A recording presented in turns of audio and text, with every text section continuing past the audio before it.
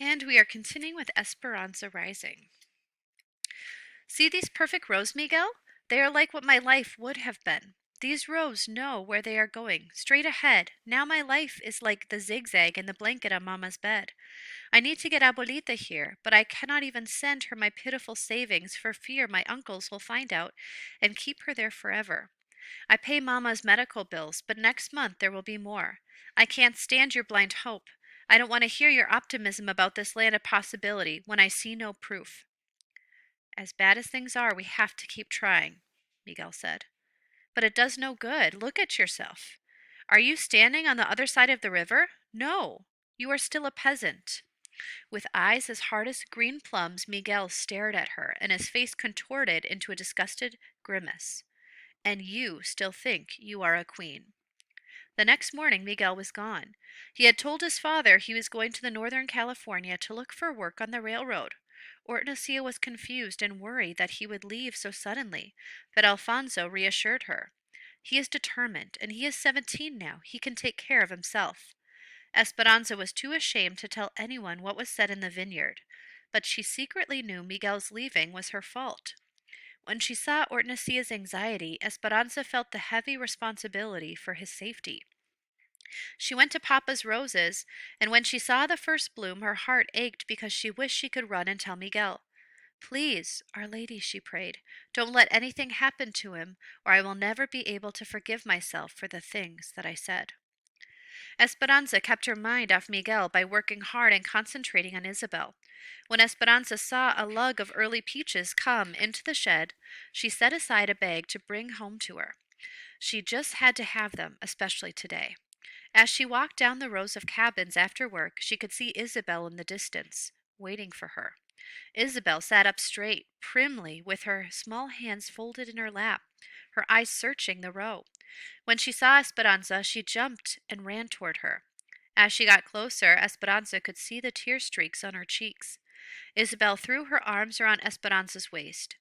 I did not win Queen of the May, she said, sobbing into the folds of her skirt.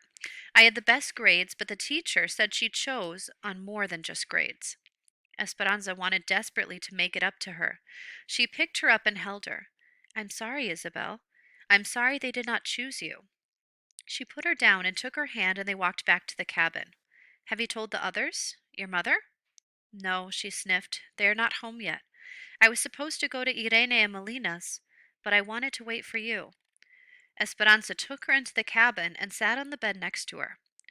Isabel, it does not matter who won. Yes, you would have made a beautiful queen, but that would have lasted for only one day. A day goes by fast, Isabel, and then it is over. Esperanza bent down and pulled her valise from under the bed, and they opened it. The only thing left inside was the porcelain doll. She had shown it to Isabel many times, telling her the story of how Papa had given it to her. Although a little dusty, the doll still looked lovely, its eyes hopeful like Isabel's usually were. I want you to have something that will last more than one day, said Esperanza. She lifted the doll from the valise and handed it to Isabel, to keep as your own. Isabel's eyes widened. Oh, no, Esperanza, she said, her voice still shaky, and her face wet with tears. Your papa gave her to you. Esperanza stroked Isabel's hair. Do you think my papa would want her buried inside a valise all this time with no one playing with her? Look at her. She must be lonely. She is even getting dusty. And look at me. I am much too old for dolls. People would make fun of me if I carried her around. And you know how I hate when people laugh at me. Isabel, you would be doing me and my papa a favor if you would love her. Really? Said Isabel. Yes, said Esperanza, and I think that you should take her to school to show all of your friends. Don't you agree? I'm sure none of them, not even the Queen of the May, has ever owned anything as beautiful. Isabel cradled the doll in her arms, her tears drying on her face. Esperanza, I prayed and prayed about being Queen of the May. Our Lady knew that being queen would not last, but that doll would be yours for a long time, Esperanza said. Isabel nodded, a small smile beginning. What will your mamma say? Esperanza hugged her. I have a meeting with the doctors this week, so if he lets me, I will ask her. But I think that mamma would be very proud that she belongs to you.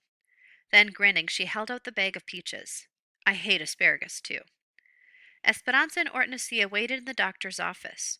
Hortensia sat and tapped her foot, and Esperanza paced, looking at the diplomas on the wall.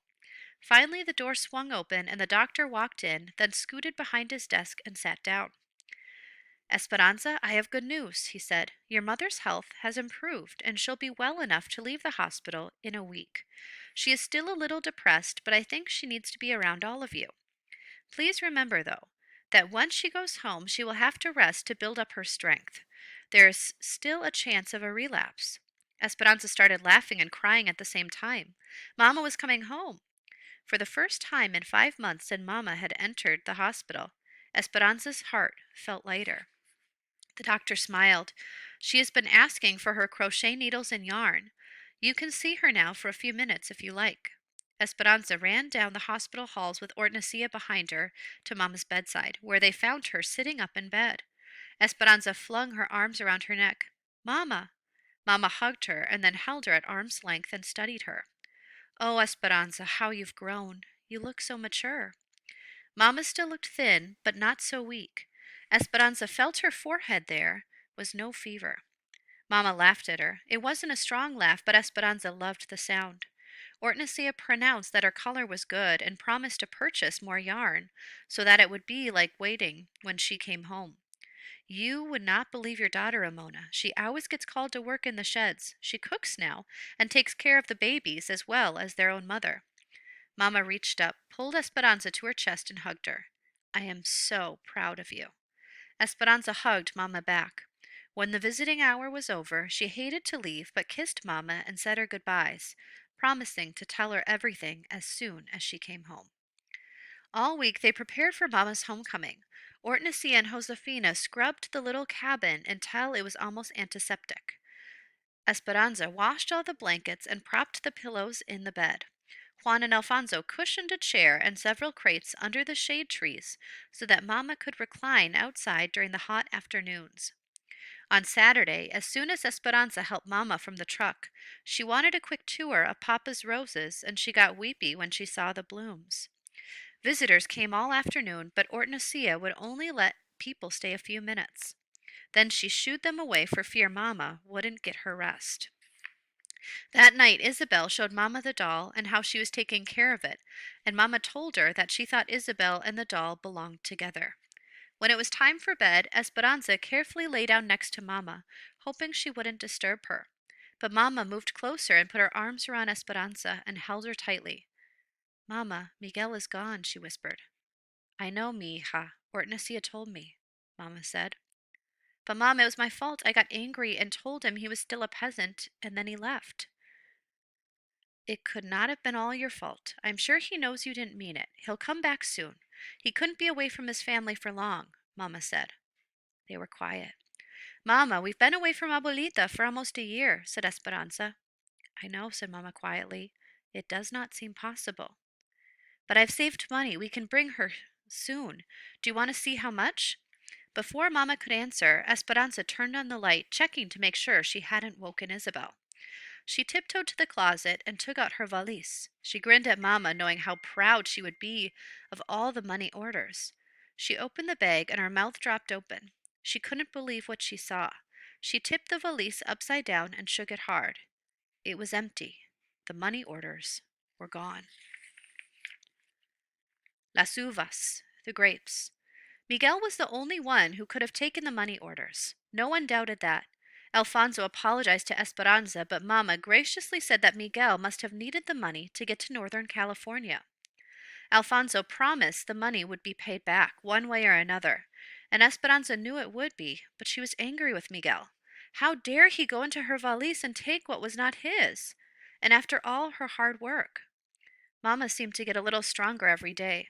Although she took many naps, Hortensia was happy that she was eating well, and every day Esperanza brought home just picked fruit to tempt her. A few weeks later, Esperanza stood on the shed dock in the morning and marveled at the peaches, plums, and nectarines that poured into the shed. How will we ever sort them all? She asked. Josefina laughed. One piece at a time, it gets done. They started with the small white clingstone peaches and then the larger yellow peaches. Mamma loved the white peaches, so Esperanza set aside a bag for her. Then after lunch they sorted the flaming gold nectarines. Later that afternoon they would still have to sort a few bushels of plums. Esperanza loved the elephant heart plums. Mottled green on the outside and blood red on the inside, they were tangy and sweet at the same time. She stood in the midsummer sun during her lunch break and ate one, bent over so the juice wouldn't run down her chin. Josefina called to her. Mira, she said, look, there's Alfonso. What is he doing here? Alfonso was talking to one of the supervisors. He had never left the field in the middle of the day to come to the sheds. Something must be wrong, said Esperanza. Maybe it is the babies, said Josefina as she hurried toward him. Esperanza could see them talking and slowly began walking toward them, leaving the line of women and the stacks of lugs and plums. She tried to read from Josefina's expressions whether something was wrong. Then Josefina turned to look at her. Esperanza felt the blood drain from her face, and she suddenly knew why Alfonso was here. It had to be Mama. The doctor had said she could have a relapse. Something must have happened to her. Esperanza suddenly felt weak, but she kept walking. Is it Mama? No, no, I didn't mean to alarm you, Esperanza, but I need you to come with me. Hortensia is in the truck. But it's so early, said Esperanza. It's okay, I talked to the supervisor. She followed him to the truck. Hortensia was waiting inside. We got a message from Miguel, she said. We are to meet him at the bus station in Bakersfield at 3 o'clock. He said he is coming from Los Angeles and that we should bring you. That's all we know. But why would he want me to come? Asked Esperanza. I can only hope that it's to apologize for his actions, said Hortensia. It was over 100 degrees. Hot wind whipped inside the cab. Esperanza felt the perspiration sliding down her skin beneath her dress. It felt strange to be riding to town on a workday. Breaking her routine in the sheds, she kept thinking of all the elephant hearts that all the others would have to pack short-handed. Hortensia squeezed her hand. I can't wait to see him, she said. Esperanza offered a tight smile. They arrived at the bus station and sat on a bench in the front. The clerks all spoke to one another in English, their hard, sharp words meaning nothing to Esperanza. It always startled her when she heard English, and she hated not knowing what people were saying. Some day she would learn it. She strained to hear each announcement that was made, finally hearing the words she was waiting for. Los Angeles. A silver bus turned on the corner and pulled into the bay in front of the station. Esperanza searched through the passengers seated on the bus but couldn't see Miguel. She and Hortensia and Alfonso stood up and watched everyone get off. And then finally there was Miguel standing in the doorway of the bus. He looked tired and rumpled, but when he saw his parents he jumped from the steps, grabbing his mother and hugging her, then his father clapping him on the back. He looked at Esperanza and smiled. I have brought you proof that things will get better, he said. She looked at him, trying to be angry. She didn't want him to think she was glad to see him. Did you bring back what you have stolen? She asked. No, but I brought you something better, he said. Then he turned to help the last passenger from the bus, a small, older woman trying to get down the steep steps. The sun, reflecting off the shiny bus, glinted in Esperanza's eyes. She shaded them with her hand, trying to imagine what Miguel was talking about. For a moment she saw una fantasma, a ghost of Abuelita, walking toward her, with one arm reaching out to her and the other pressing on a wooden cane. Esperanza, said the ghost. She heard Hortensia suck in her breath. Suddenly, Esperanza knew that her eyes were not deceiving her. Her throat tightened and she felt as if she couldn't move. Abuelita came closer. She was small and wrinkled, with wisps of white hair falling out of her bun at the back of her head. Her clothes looked muscled from travel, and she had on her same white lace handkerchief tucked into her sleeve of her dress, and her eyes brimmed with tears. Esperanza tried to say her name but couldn't. Her throat was cramping from her emotions. She could only reach out for her grandmother and bury her head in the familiar smell of face powder, garlic, and peppermint. Abuelita, abuelita, she cried. Estoy aquí. I'm here, Minita. How I have missed you. And that is the end for today. Please answer the discussion post.